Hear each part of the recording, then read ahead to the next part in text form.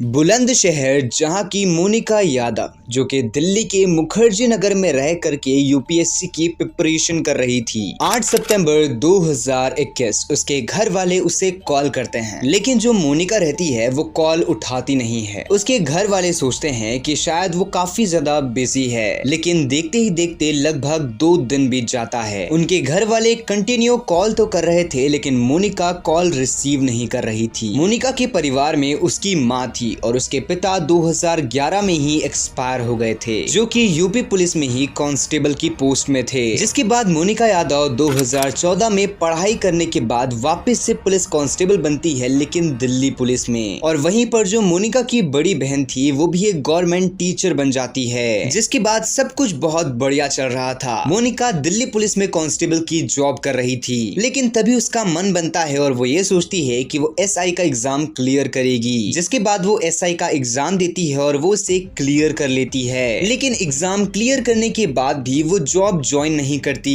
बल्कि 2020 में Delhi police constable की जॉब छोड़ देती है। और एसआई का एग्जाम क्लियर करने के बाद उसके पास कॉन्फिडेंस आ चुका था, जिसकी वजह से वो यूपीएससी की प्रिपरेशन करने लगती है और दिल्ली के मुखर्जी नगर में रहने लगती है। सब सही चल रहा था, लेकिन 8 सितंबर 2021 जब मोनिका के घर वाले उसे कॉल करते हैं तो वो कॉल नहीं उठाती। जो मोनिका के घर वाले रहते हैं वो काफी ज्यादा घबरा जाते हैं, तो वो सुरेंद्र राणा को कॉल लगाते हैं। सुरेंद्र राणा दिल्ली पुलिस में ही काम करता था और वो उसी यूनिट में था जिसमें मोनिका यादव थी। अब हालांकि मोनिका और सुरेंद्र की एज में लगभग 14 साल का डिफरेंस था, लेकिन जो मोनिका थी वो सुरेंद्र को अपना बड़ा भाई मानती थी। वो उसे अपने घर के फैमिली फंक्शंस में भी बुलाया करती थी, इसीलिए सुरेंद्र का मोनिका के घर वालों से काफी अच्छा रिलेशन था। जिसके बाद उसी दिन की शाम सुरेंद्र अपनी जॉब ओवर करता है और मोनिका के पीजी में जाता है। लेकिन जैसे ही वो मोनिका के पीजी में जाता है तो उसे ये पता चलता है कि मोनिका तो 8 तारीख से गायब है और मोनिका को कोई और इंसान ने उस दिन के बाद से देखा ही नहीं। अब जैसी ये सब चीज सुरेंद्र मोनिका के घर वालों को बताता है तो 15 सितंबर 2021 मोनिका की माँ और उसकी बहन ये दोनों दिल्ली आ जाते हैं और सुरेंद्र के साथ मिलकर के मिसिंग रिपोर्ट फाइल करते हैं। अब पुलिस रिपोर्ट लिखने के बाद तुरंत इन्वेस्टिगेशन करना शुरू कर देती है। सबसे पहले मोनिका का सीडीआर और लोकेशन दोनों चेक किया जाता है। आजू बाजू के लोग जो उसे जानते थे उन सब से पूछताछ करी जाती है, लेकिन ये सब चीज करने के बावजूद भी पुलिस के हाथ कुछ खास नहीं लगता। जिसके बाद मोनिका के घर वाले वापस से बुलंदशहर चले जाते हैं, लेकिन यहाँ पर जो सुरेंद्र रहता है वो उन्हें इस बात की तसल्ली देता है कि वो यहाँ पर रह करके इस केस के ऊपर इन्वेस्टिगेशन करेगा।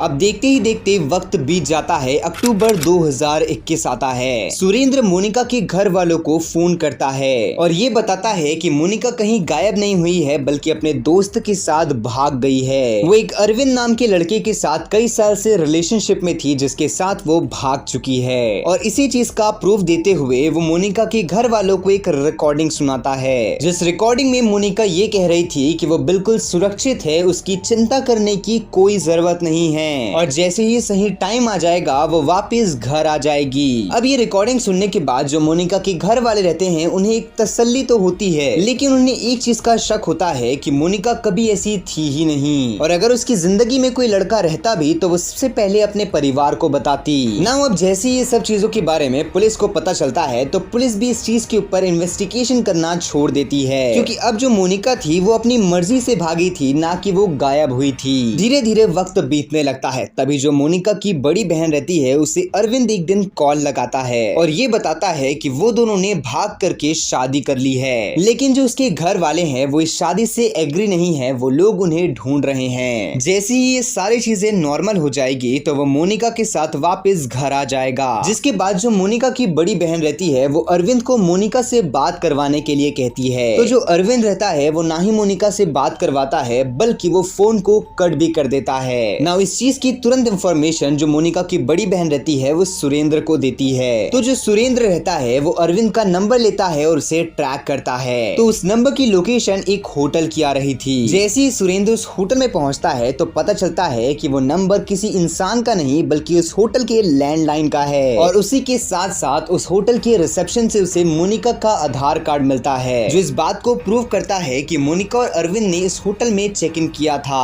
अब जैसे ही सुरेंद्र ये सब चीजों के बारे में मोनिका के परिवार को बताता है तो मोनिका के परिवार को एक संतुष्टि होती है कि उनकी बेटी जैसी भी है लेकिन ठीक है। धीरे धीरे वक्त बीतता जाता है, लेकिन हर बार अरविंद एक नए नंबर से मोनिका के परिवार वालों को कॉल करता था और वो हर बार सेम यही चीज कहता था कि वो लोग जल्द ही घर आ जाएंगे। और जब भी मोनिका के घर वाले अरविंद से ये कहते थे कि मोनिका से बात करवाओ, तो बिना कुछ सोचे समझे फोन कट कर देता था। जिसके बाद जो मोनिका के घर वाले थे वो सुरेंद्र को वो सारे नंबर देते थे, तो सुरेंद्र जैसी उनकी लोकेशन देखता था तो हर बार एक नए नंबर की एक नई लोकेशन आती थी, जैसे कि देहरादून, हरियाणा या फिर कर्नाटका। अब लगभग ये सब चीजों को 2 साल बीत जाते हैं। जुलाई 2023 मोनिका की माँ और बहन दोनों वापस से दिल्ली आते हैं और इस बार वो सीधा कमिश्नर ऑफिस जाते हैं और वहाँ जाने के बाद वो ये सब चीजें बताते हैं कि अरविंद ने लगभग 2 सालों में 5 से 6 बार उन्हें फोन किया है और वो 5 से 6 बारों में जब भी उन्होंने मोनिका से बात करने के लिए कहा तो उसने फोन को कट कर दिया। अब जो कमिश्नर रहता है वो ये चीज साफ साफ समझ जाता है कि कहीं ना कहीं दाल में कुछ ना कुछ तो काला है। जिसके बाद कमिश्नर ये पर्टिकुलर केस को क्राइम ब्रांच को हैंडल करने के लिए दे देता है। सबसे पहले वो नंबर्स की पूरी डिटेल निकाली जाती है, तो वो नंबर्स अलग अलग लोकेशंस के थे, लेकिन सबसे इंटरेस्टिंग बात ये थी कि वो सारे नंबर किसी फेक आईडी से लिए गए थे।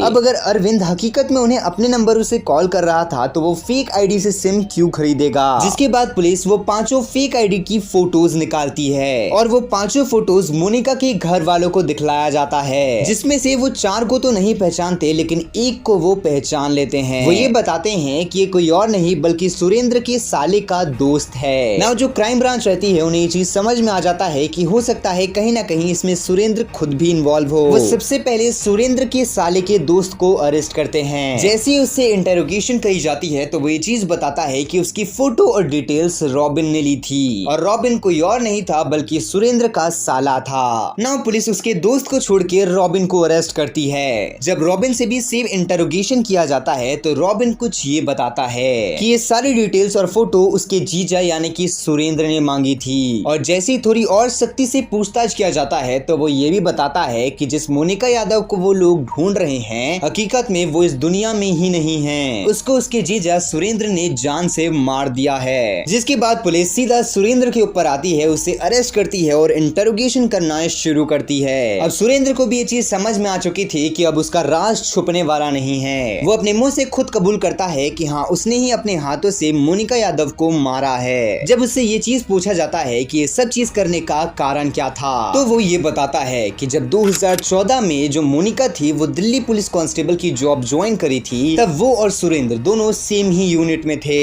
हालांकि जो मोनिका थी वो सुरेंद्र को एक बड़े भाई की तरह देखती थी, लेकिन जो सुरेंद्र था धीरे धीरे उसे मोनिका पसंद आने लगी थी। बट यहाँ पर जो सुरेंद्र था वो पहले से ही शादीशुदा था, लेकिन उसने ये चीज मोनिका को नहीं बताई थी। जिसके बाद 2018 आ जाता है। जो मोनिका रहती है वो यूपीएससी की प्रिपरेशन करने लगती है। अब जो सुरेंद्र था वो ये चीज जानता था कि ये पहले ही एसआई का एग्जाम क्लियर कर चुकी है, तो ये पक्का यूपीएससी का भी एग्जाम क्लियर कर देगी। और अगर सुरेंद्र ने मोनिका से शादी कर ली तो उसकी लाइफ पूरी तरीके से सेट हो जाएगी। और जो मोनिका थी वो दिखने में काफी ज्यादा सुंदर भी थी, जिसकी वजह से जो सुरेंद्र रहता है वो मोनिका को प्रपोज कर देता है शादी के लिए। लेकिन जो मोनिका रहती है वो ये सब चीज देखने के बाद काफी ज्यादा शॉक हो जाती है और वो सुरेंद्र को प्यार से समझाती है कि वो उसे भाई की नजर से देखती है तो ये सब चीजें वो करना बंद कर दे। अब जो सुरेंद्र रहता है वो लगभग कुछ सालों के लिए तो शांत हो जाता है, लेकिन 2020 जब मोनिका मुखर्जी नगर शिफ्ट होती है यूपीएससी की प्रिपरेशन करने के लिए तो वो एक बार उसे फिर से प्रपोज करता है, लेकिन इस बार फिर से जो मोनिका का जवाब रहता है वो नहीं रहता है। जिसके बाद 8 सितंबर 2021 उस दिन जब मोनिका अपने पीजी में अकेली थी तो जो सुरेंद्र रहता है वो उससे मिलने के लिए उसके पीजी जाता है, जिससे मिलने के बाद वो उसे वापस से एक और बार प्रपोज करता है। लेकिन इस बार जो मोनिका रहती है वो काफी ज्यादा गुस्से में आ जाती है और वो सुरेंद्र को उल्टा सीधा बोल देती है। जिसके बाद जो सुरेंद्र रहता है वो मोनिका से माफी मांगता है और ये कहता है कि चलो मूड अच्छा करने के लिए कहीं बाहर घूम के आते हैं। अब जो मोनिका रहती है वो ये सब चीजों के लिए मना करती है, लेकिन जैसे तैसे बहला फुसला करके सुरेंद्र से ये सब चीजों के लिए मना लेता है। अब ये दोनों पीजी से बाहर निकलते हैं और टहलते टहलते एक सुनसान जगह पहुंच जाते हैं। अब जो सुरेंद्र रहता है उसे इस चीज का डर था कि अगर जो मोनिका है वो ये सब चीजों के बारे में अपने परिवार या फिर समाज में बता देगी तो जो सुरेंद्र रहेगा उसकी इज्जत पूरी तरीके से खराब हो जाएगी। अब इसी डर के कारण वो मोनिका का गला दबा करके उसे मार मार देता है और मारने के बाद उसकी डेड बॉडी को एक सूखे नाले में डालता है और उसे पत्थरों से ढक देता है, जिसके बाद वो वापस अपने घर आता है और ये सब नाटक करने का प्लान करता है। वो लगभग पिछले 2 सालों से मोनिका के घर वालों से ये सब बातें छुपा रहा था नाटक करते हुए।